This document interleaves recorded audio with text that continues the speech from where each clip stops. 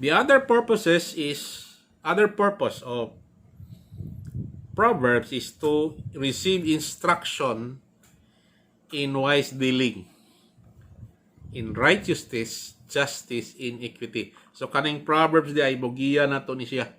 Muhatag nato guidance in the way we deal with other people in righteousness, justice, and equity. You know, importante ni makasabot because that the foundation of God's throne is basically righteousness and justice.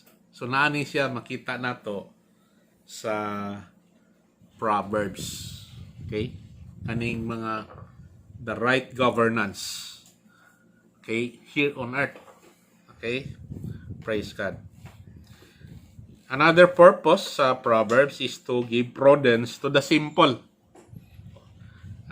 Knowledge and discretion to the youth. So kaning Proverbs dili lang unis para sa mga edad-edaran, para sa mga youth. Okay? So kung naata youth ministry, we will use also the Proverbs. Okay? So nang prudence. Prudence to the simple. Prudence means being cautious, showing care for the future, or being careful. Now, imo ning basahon ng Proverbs, it's give you some kind of caution ba? Makaibaw ka, kung nakaibaw ka sa Proverbs, whatever you are doing, makaibaw ka nga dili maayo because the Proverbs say so, it gives you some kind of warning or caution in your heart, in your spirit. Hey, I will not do this because this is not right. Okay? So being careful to give prudence to the simple. Okay? Knowledge will give you knowledge and discretion to the youth. Okay? In verse 5, it says here, let the wise hear and increase in learning. Now, if you are a learned person, you are probably a doctor of some kind of degree. Proverbs is a different kind of thing. So when you read these Proverbs as part of your daily routine, it will increase your learning. Okay? Okay. Ang kanimanggong learning nato doesn't end. So every day we increase learning as we allow ourselves to receive information. Okay? There is no such thing as you graduated from learning. While you are still alive, you continue to learn. Education does not stop. Okay, when you finish doctoral degree, education stops when you die. Hello. Okay, but hallelujah in the name of. So when you read the Proverbs, including the Word of God, okay, it increases to your learning and understanding of things. It makes you wise. Okay. And the one who understands obtain guidance. So, if makasabot ka sa Proverbs, it gives you guidance. Okay? Hallelujah. Para dili ka malihis. Okay? Because there is one man gitawag sa Bible nga, for a man, there seems to be, for him, is right. Kaning atong heart, manghod, basically is deceitful ba? Above all things.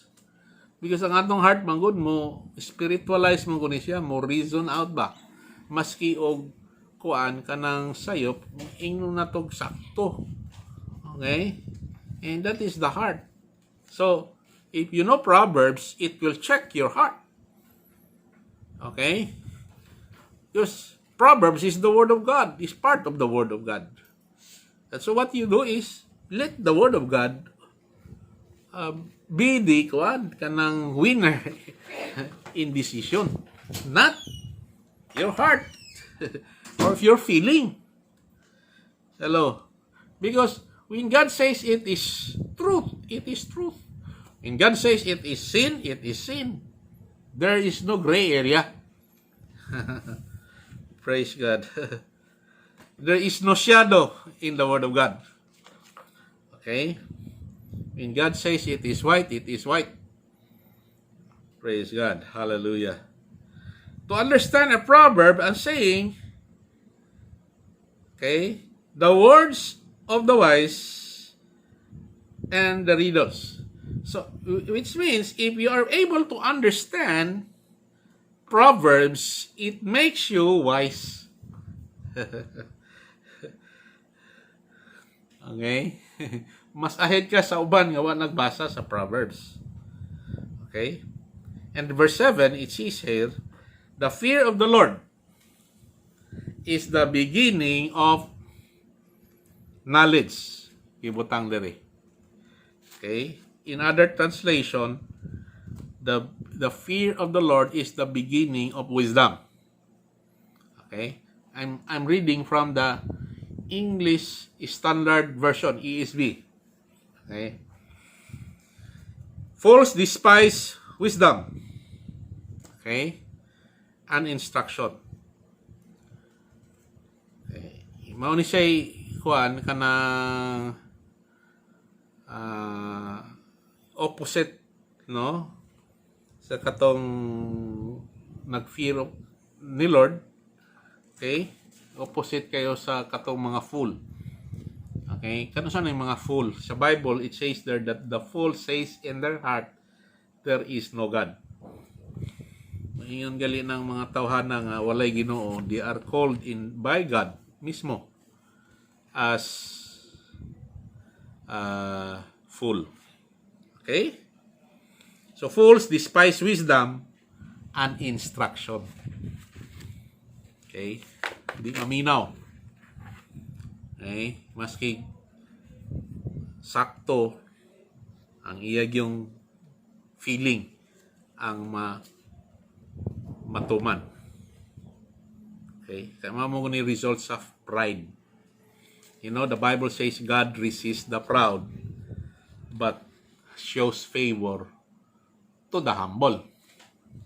Welcome, Josephine. Yan, verse 8. Now, listen carefully kay nagsugod na ta sa mga content sa Proverbs beginning in verse 8. Now, mga isuot, kung naay mga igo ninyo, kani mga bersikulo, ayaw mo kasuko na ako. Okay? Dili man ako na intention. It is, you have to be thankful kung naigo ka because God is correcting you. And the reason why God corrects you, so that you can be prosperous, you can be successful. Because when you obey the Lord, it goes with it, being successful in what you do. Hello. Patang diha, verse 8. Hear, my son, your father's instruction. So, yan yung Derek, kaning particular wisdom ni Solomon is to the children. Children. Tanantan, mga children man ta. Naamang itay papa, natay mama. Okay? Okay. Sa mga anak ni, hear, my son, your father's instruction. And forsake not your mother's teaching. Meaning, sa Proverbs, gisultihan ta sa Ginoo through King Solomon nga maminaw ta sa atong father o atong mother. In the Ten Commandments, it is one of the commandments with a promise. Welcome, Ami. Okay? Gibutang diha, okay? Honor your father and your mother, for this is right in the eyes of God. And you will have a reward, a promise of long life. Okay? Sa Ten Commandments, this is the only commandment sa Ten Commandments na naay promise. Honor your father and your mother. One way of honoring your father and your mother is to obey them, to listen to their advice. Kita magod ining mudako na ta usay di ta maminaw. Kay naa na tay kaugalingon na to panguna-una. No. The Bible says, listen to them. Why? Because their experiences will give you wisdom. Because ang imong mga parents, naa sila'y mga mistake. So, kani mga mistake nila, kung maminaw ka, ilan yung isulti ninyo, kung iyon silang ayaw lang hina, ayaw, baka naman, nagkaagi na sila. You know, experience is the best teacher. Hello. And normally, magod kita, labi na mga batanon pa ta. Mga batanon, kamo mga batanon pa nga naminaw karon. The Youth of Harvest Community Church. Ang ato mga, kung batanon pa ta, you are more of feeling and emotion.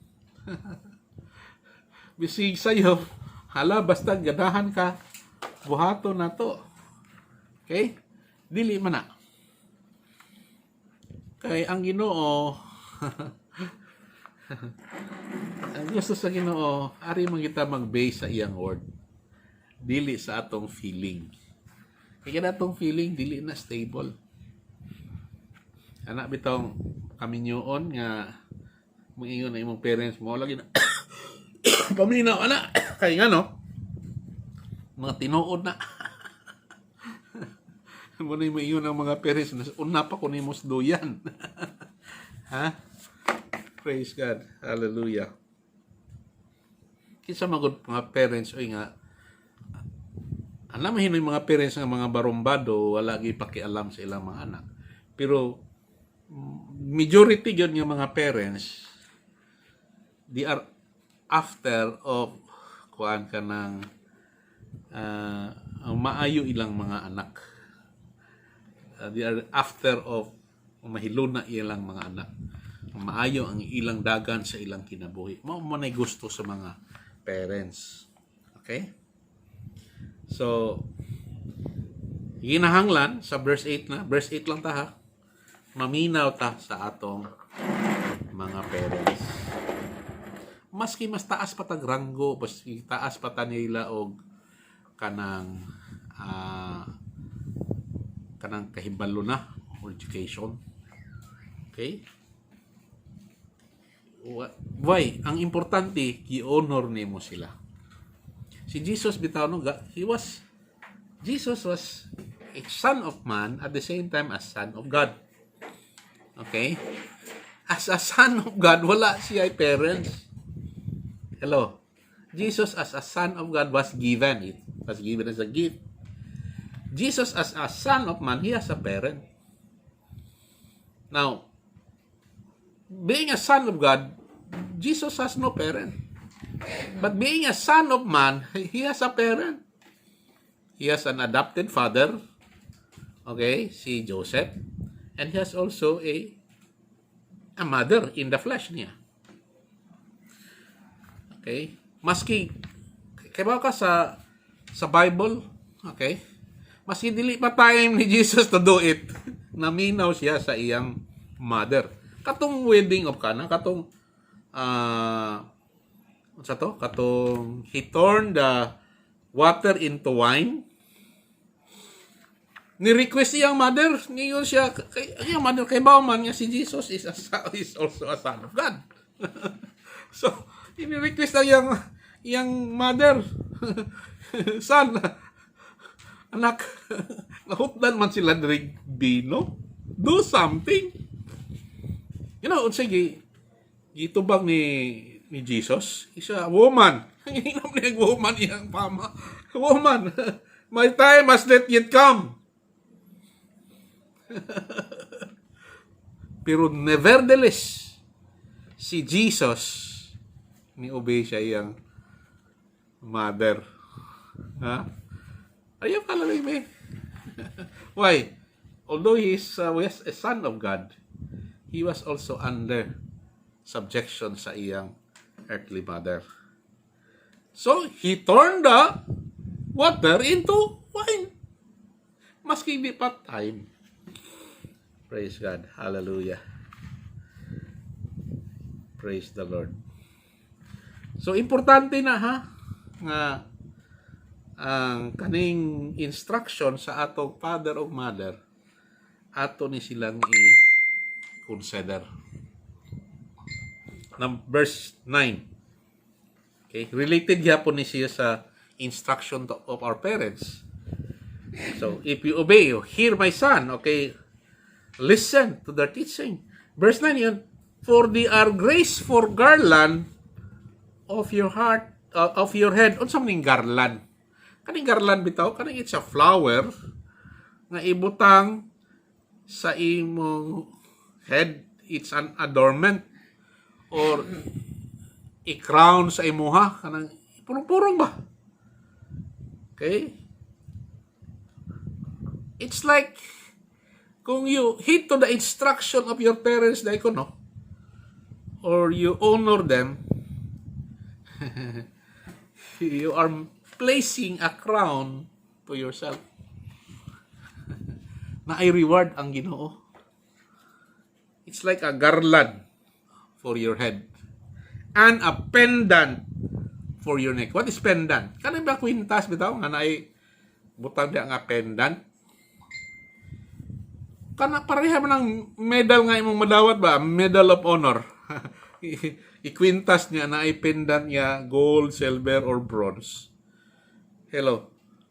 It represent nga if you obey your parents, okay, God honors it. Tagaan ka sa Ginoo o garland. It's like a crown of obedience. Hello. Naay reward ang Ginoo ana. Are you following me? Verse 10. Mauna ni. So, ningon diha. My son, if sinners entice you, do not consent. Or entice you. My son, if sinners entice you. Ano nang entice? Kana mitang danihon ka pagbuhat og dautan. Hello. Ayaw kunog tuman. Welcome Pastor James Paradero. Ayaw kunog tuman kung i-entice ka og mga sinners. Okay, do not consent with them. That's the reason why kamo nga naminaw karon mga Kristohano na mo. Kay bagay mo sa sayop na ayog kuyog. Neither agree with them. Kusay nato di man ta mo sulti nga sayop na. Ang Hinuon mo agree pa ta. Hello. Because if you agree with them, you are consenting with them.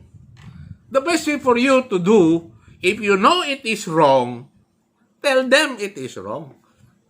In private. Bahala na kung di siya maminaw. Hello. Verse 11. If they say, come with us, let us lie in wait for blood, let us ambush the innocent without reason, like sure, let us swallow them alive, and whole like those who go down to the pit. We shall find all precious goods, we shall fill our houses with plunder. Throw in your lot among us, and we will all have one purse. So, sabi pasabot ani. Related di siya atong, if sinners entice you, do not consent. Mao ni siya kasagarang pagabuhaton. Basically, akong analyze karon, it's like murder or robbery, thief. Okay? These are evil advice. Kada bang i-entice kanila nga mo juwen ani. Hello. Importante kay isod, especially kaning robbery. Because there are kind of robbery, kanang thief, kanang pangilad ba?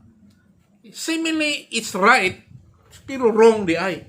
And that's why you have to place the word of God in your heart so that you may not be able to sin. Because when people tells you to do something bad, you know in your spirit that it is wrong because the word of God is already inside of you. Hello. Praise God. And so verse 15, yun diha si King Solomon, my son, do not walk in the way with them. So nang walk in the way with them, do not fellowship with them. Nga naman, kumukuyog-kuyog kaniya niya, mangingilad na siya, killer na siya, kawatan na siya. Eventually, you'll become like him or like her. Ay kasuko kung naigo ka. Naana sa Bible, naana sa Proverbs. Di lang kayo naana sa Proverbs. In other scriptures sa Bible. Do not walk in the way with them or hold back your foot from their thoughts. In verse 11, 16, it says, therefore their feet run to evil. Na may mga tao nga ang ilang heart evil ryud. Ang ilang panginabuhi dili mayo. And they make haste to shed blood. Kanang easy lang kayo mo patay. Kanang extrajudicial killing. Okay? Do not agree with that. Nasa Bible, verse 16. For their feet run to evil, and they make haste to shed blood. Easy lang ang pagpatay og tao. Now, sometimes it's not really killing innocent blood, ha? Killing the reputation of others. Because kada bitong defamation, pagpakauaw sa usa ka tawo without any proof is like a murder. Hello. Okay? So do not walk with them nor agree with them.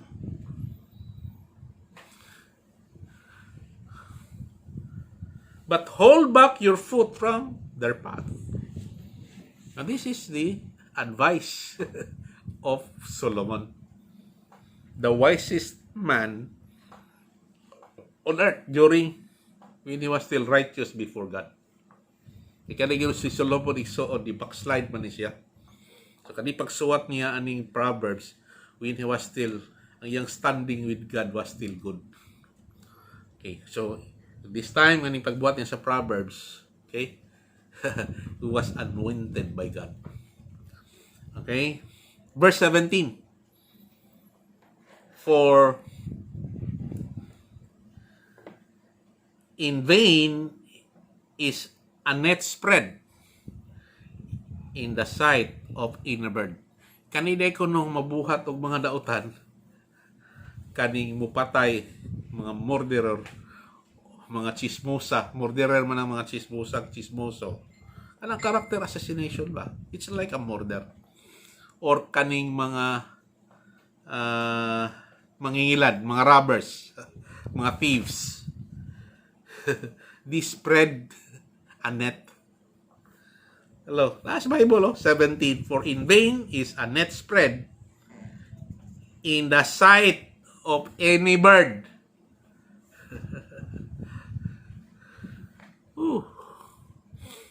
Kinsa to ilang mailad, ilang ilaron. Kanina bang mangingilad, no? Usay na ay mangingilad nga murag yun silang santo or santa. Initially, they entice you with good things. Hello. Okay, pakitaan pa kag kwarta. Usay mo tabang. Pero ang iyang ulterior motive para ka matsulod sa iyang net. Is a net spread. Hello. Mga tentacles ba? Okay? Kay basulod na ka, kana bitang spider web, kanang net ba sa spider ba? Masud na gali ka ana. Pinit yun ka. You will be kanang like chained. Di ka kagawas. Hello. Because it's like a net spread. Kita ka isod ka ng pagbaling o mga isda. Masuna ka sa balingan. Di gawas. Mahimo ni kang catch unless God intervenes. Hello. Okay? 18. But these men lie in wait for their own blood. They set an ambush for their own lives. Ang hitabo ko no ani, kaning mga tawhana nga nagbuhat og mga daotan nga mo entice kanila. Okay? Mo ni inong hitabo sa ilaha. Okay? They are setting an ambush for their own lives. They are welcome some kind of trouble in their lives. Okay? Now, the Bible says, man God is not mocked. Okay? God cannot be mocked. Whatever a man sow, that he will reap. And he will reap more than what he sow. Okay? So, kaning mga tawhana, they lie in wait. Meaning, disasters is coming their way. Okay? Verse 19. Such are the ways of everyone. Listen carefully. Nani sa Proverbs ha? Tili na ako It's just happen nga akong i-explain sa inyo ha. Tanawa. Naamang kay Bible niya. Tanawa. Such are the ways of everyone who is greedy for unjust gain. Saan ang unjust gain? Mangingilan.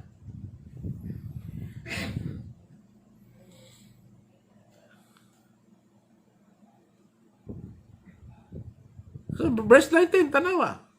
Proverbs chapter 1, verse 19. Such are the ways of everyone who is greedy for unjust gain.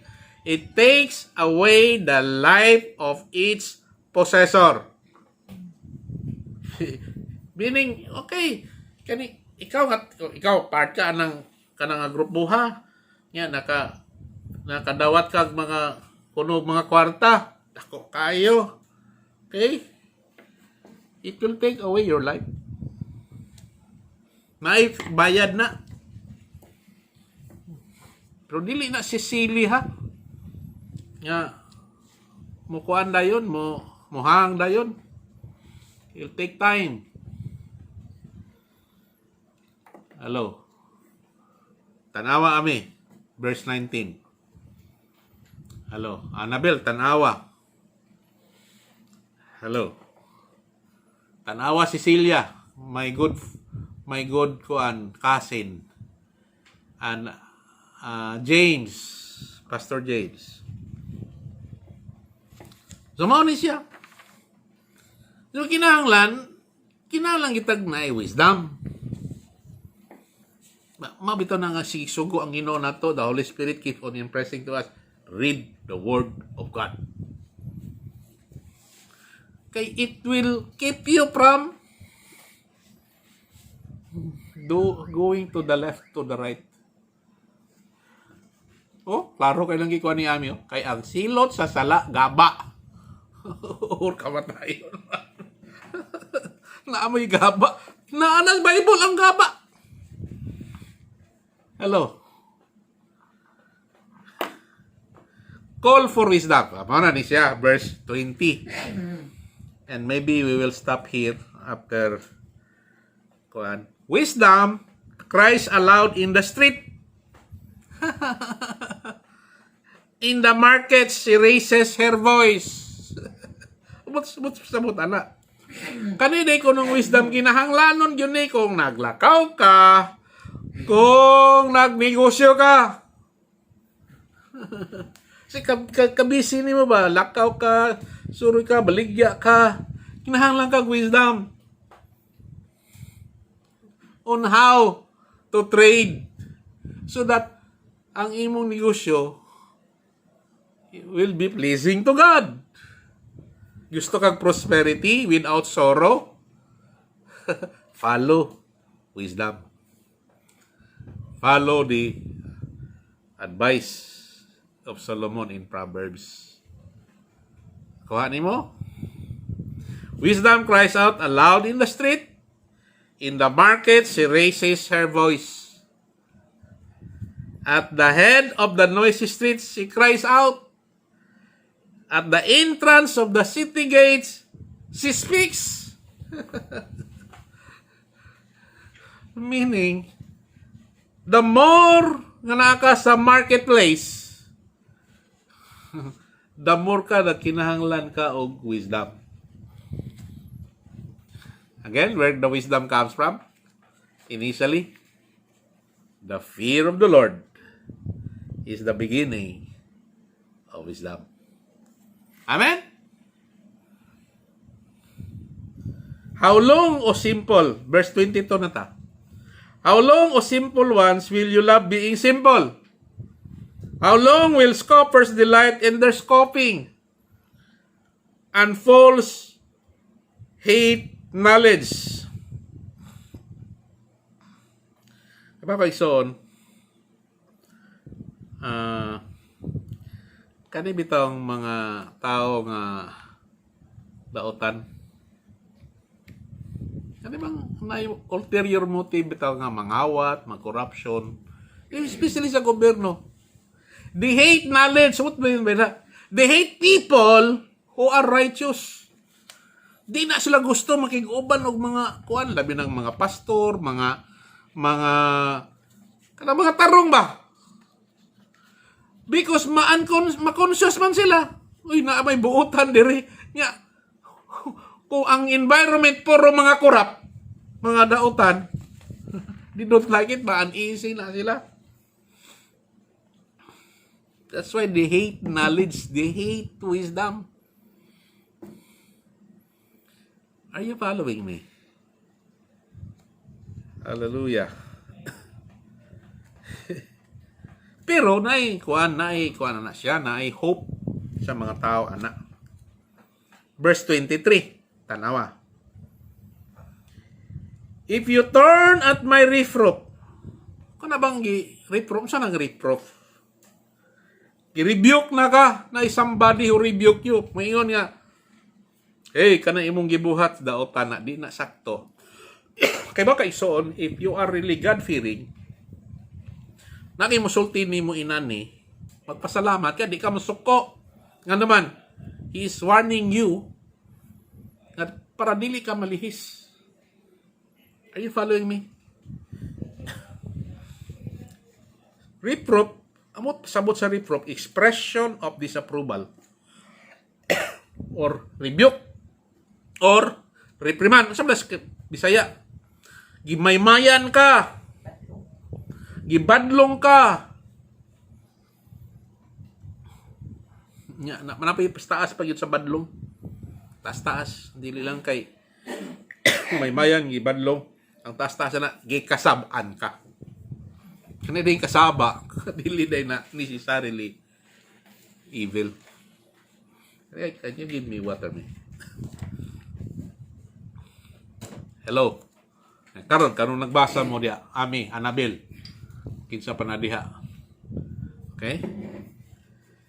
Nana sa Bible. Kaya baka po mga pastor bitaw. Trabaho sa mga pastor is part is to rebuke, to correct. That's the purpose of the Word of God. Nga atong gi-preach. If the Word of God is profitable for teaching, rebuking, hello, of correcting. Okay? Pasalamat ha, pag naay pastor, minister nga mo, correct na to. Kaya ang mga pastor, dili yun na mo correct nimo para sa kadautan nimo. Correct na sila para sa imong kayuhan. Just like a father or mother. Dili na panghilabot sa imong kinabuhi. Kung naa ka sa simbahan, nabilong ka na nga simbahan, ka na imong pastor, basta man kay bawo gali na, nga dili maayo na. Kaya ang pastor baya, they are responsible for your soul. Kung ma-impyerno magaling ka, dili na magagikan sa imong pastor. Maminaw, kung di ka maminaw, after you were being reprimanded, rebuked, or Kimaymayan ka, wa ka maminaw. Dili na bago sa imong pastor, imo na nang bago. You will face the wrath of God. Okay? Napinas Bible diri. Wala po na ako gipili ni Proverbs karon. It so happen yun, mo man din ang permiro. Grabe man yun. Ang chapter 1 sa Proverbs. Okay? If you turn away from my reproof, behold, I will pour out my spirit to you. But pasabot ani igsoon ba kung maminaw sa kanang reprimand, sa rebuke, ibalik sa Ginoo ang spirit, ang favor niya. I will pour out my spirit to you. I will make my words known to you. Kani mong Ginoo is a gracious God. Pag makasala ka, makasala mo yung tao. Pag mag-repent ka, ibalik ka sa ilo. Pero kung dili ka maminaw sa reproof, sa tambag, sa mga taong authority over you, okay? May tabo sa verse 24. Ibutang diha. Because I have called you and you refuse to listen. Kasi ba, takay mo sulti niyo, dili lagi na maayo. Okay, sunungan na lagi na. Okay? Di yun maminaw. I-additionalan pa og kuan. Another nga sala. Sa tabo, nas Bible niya. Have stretched out my hand and no one has hidden. I-stretch out na yun sa Ginoo iyang hand. Di lang kayo sa katao ang igamit, daghan. Dili lang kita mo sulti, circumstance siya pag yun. Dagyan po na minaw. Because you have ignored all my counsel and would have none of my reproof. Kaminaw. Tabagan ka, di po kaminaw. Verse 26, tanawa ison. Ito ni resulta of not listening or repenting. Ika nang di maminaw, wa man na mag-repent. Ibutang sa verse 26, tanaw ni sa verse 26. I also will laugh at your calamity. I will mock when terror strikes you. So kung maabot ng panahon nga bayro na kas Ginoo sa imong mga gipagbuhat, inahan din ng Ginoo, no? I will also laugh at your calamity. Imagine, ako makain ko, Lord, you're a gracious God. Nga naman eh.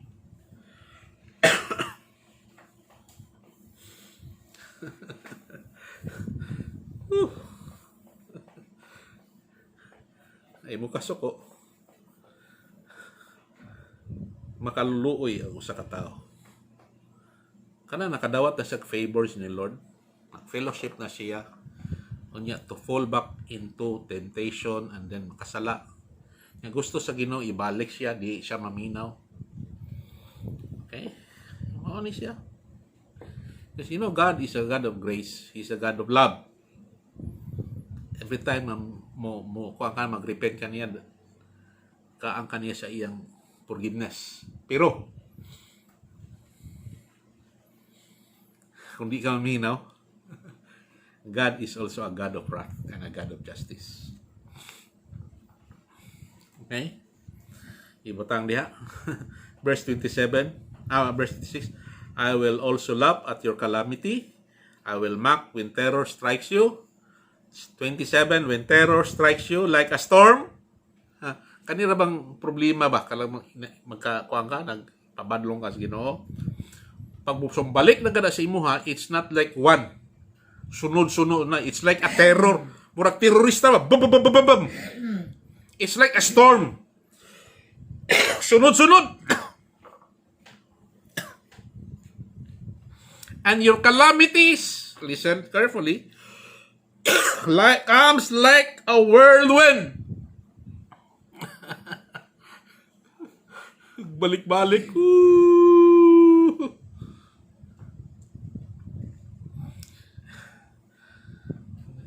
when distress and anguish come upon you.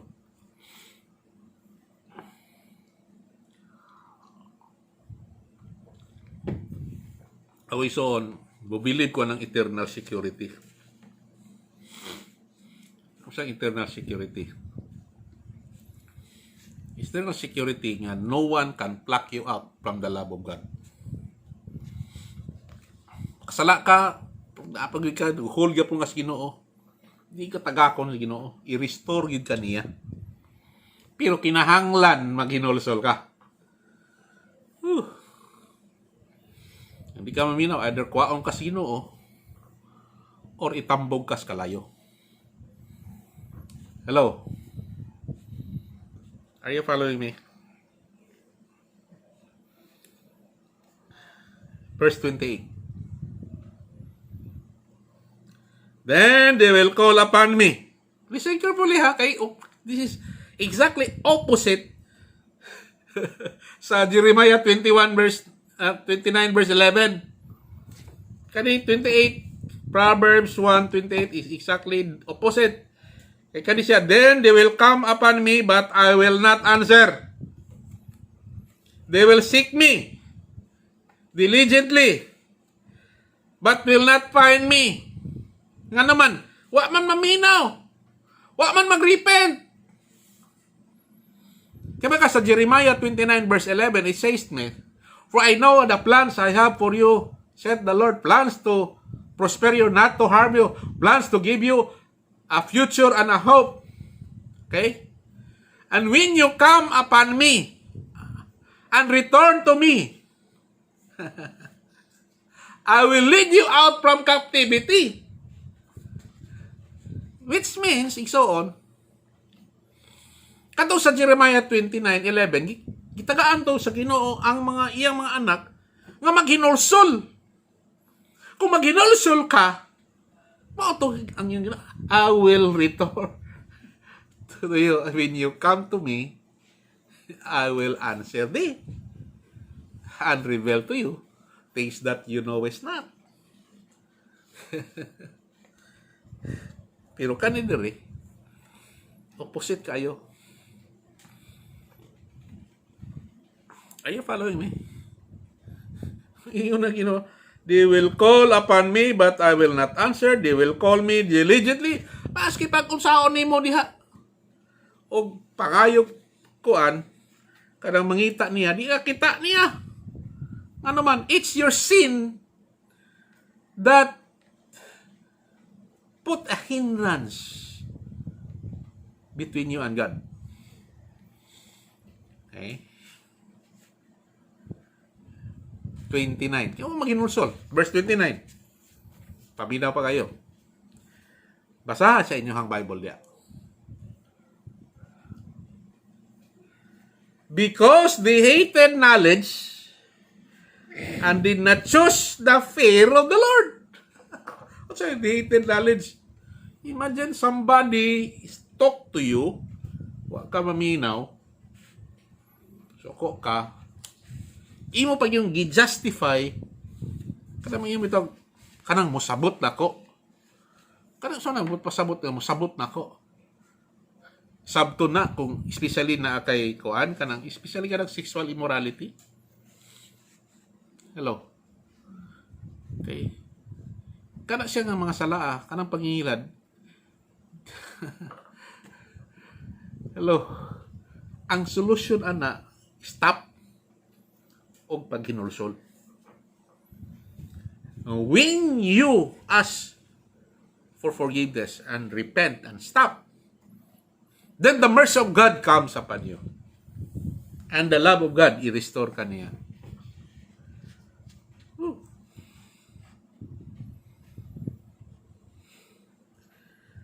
Verse 29, because they hated knowledge and did not choose to fear the Lord. Verse 30, would have none of my counsel and despise all my rebuke. Ano bang despise ba? Kana wala gi-welcome niya. Ang mga tao nga nagsulti niya, kuno na. Therefore, they shall eat the fruit of their way and have their fill of their own devices. Pasabot na. Kana bitong nakagipagbuhat, ikaw mismo matrap ka sa imong binuhatan. The same na imong gibuhat ngadto sa uban. Okay? Buhato na ngadto sa imuha. Mangingilad ka, ilaron sab ka. Hello. Gani ka kung mangingilid ka, you will draw mangingilad po sa imong kinabuhi. False prosperity. Verse 31, therefore they shall eat the fruit of their way.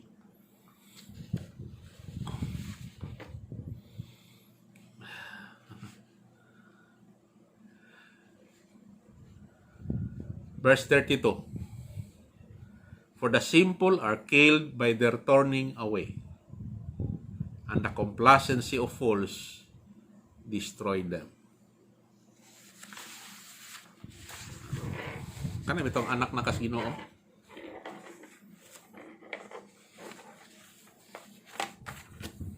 Okay. Ang Ginoo mangitat pa maagi nga ma-restore gid kaniya. Kung di ka minaw niya, your life will be destroyed. Luoy bitaw kayo. Hello. Akong prayer ba sa inyo ha, nga naminaw karon. Okay? Pag nagay musultin ninyo, especially mga pastor, musultin ninyo. Inyo nang i-take kuan, tagagi importansya ninyo. Hinaklogi. Kaya minsay sa Ginoo na stop and repent. Dawaton makas Ginoo maski kapila ka makasala. Dawaton makas Ginoo basta maghinulsol lang ka. So na pag hinulsol di lang kay mayon na. Ay tungod manggod sa akong sitwasyon dili. May kas Ginoo Lord kasa ako nimo pasaylo ako. And then hunong ay padayon na. Nay mo uban mo Lord nakasala ko pero sig padayon. Hello. Wala mo learn sa iyang mga kuan kanang iyang sa iyang kuan ba nabuhat kaniadto. Pasaylo na siya sige balik gyapon siya. Murag iro ba nga ni balik sa iyang kauliw si Luka kaon. Hello. Hallelujah. Verse 33. And money the good thing with God. Okay? Because God, pag maghinulsol ha, dili na mo justify. Maghinulsol. Kanang hinulsol man gud, biya yun. Na may uban yun. Dili mo biya, puri mo yun, kasal lagi ko, pero di mo biya. Hello. Verse 33. For whoever listens to me will dwell secure. Katong maminaw niya.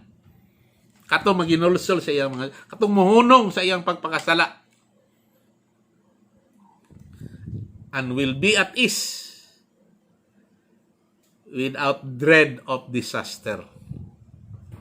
Laki ba kay saka? Sailon mo kasi Ginoo basta muhunong ka. Ginulsol ka. Kita ba Ginoo sa imong heart kung naginulsol ka? Okay? Ibalik sa Ginoo ang iyang protection sa imong kinabuhi. Kung katong imong natanom nga di maayo kaniadto, moani gyapon ka pero not to the extent sa imong binuhatan kaniadto. Morbag i-commute niya ang imong sentence. Imbis 10 years, 3 years na lang. Pero mabayad gihapon ka. Kasabot mo isuon. Sometimes kanebe datong mga kalisod. Baka sa mga gibuhat na to na kaniadto. Gikommutan lang ka sa Ginoo og sentence. Ipabayad gihapon ka pero until now nagsige pa kag bayad. There will be a time na mahunong na siya kay gi-commute man, gi-listen man niya. In this lifetime to nga si sentence, iyang gi-commute. Are you following me? Because God will not exact to you when you are a child of God na ginulsol ka. He will not exact to you the penalty of your sin to the extent He will listen it, He will reduce it. Hello. Pag ipasaylo na kasi, no?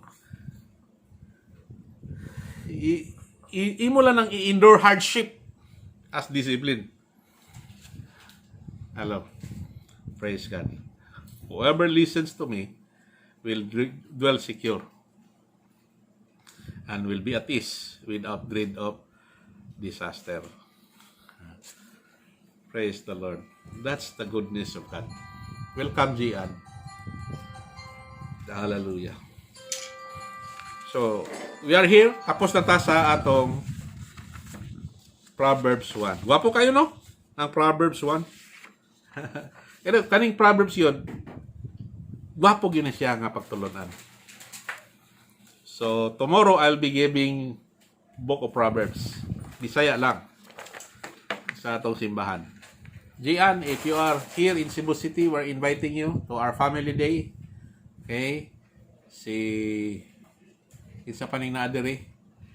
Karon si Tess Machacon, si Josephine, I'm inviting you tomorrow.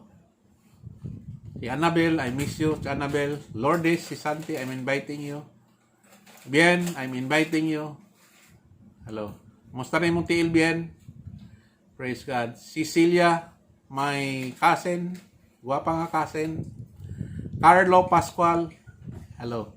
Ray Logi, hallelujah. Praise the Lord. Okay. So by next Wednesday, by this Wednesday, we'll continue Proverbs chapter 2. Okay. And I'll share to you what the Holy Spirit gives me as the Spirit. Kaning yung pagkuha na to karon lang ba? It's the Holy Spirit feeding me the interpretation. Okay? Or the explanation. Praise God. Okay. Let's just pray. Father, in the name of Jesus, thank you, Lord, for the book of Proverbs, chapter 1. Lord, I pray, yung daghay na kasabot, daghay na naliwanagan sa bahin aning book of Proverbs. Lord, the book of Proverbs is really a book of wisdom. And we have to cherish wisdom. I pray na ang naminaw karon, tubo sila, becomes a rema to them. And I pray that the more they will be fearful to the Lord and serve the Lord with gladness in their heart. Lord, tomorrow, Lord, I pray for anointing on our church service tomorrow, even as we hold a family day. No activity but just fellowshipping in the table to start the new year. In Jesus' name. Amen. God bless you. Go with God because God goes with you. Amen and amen.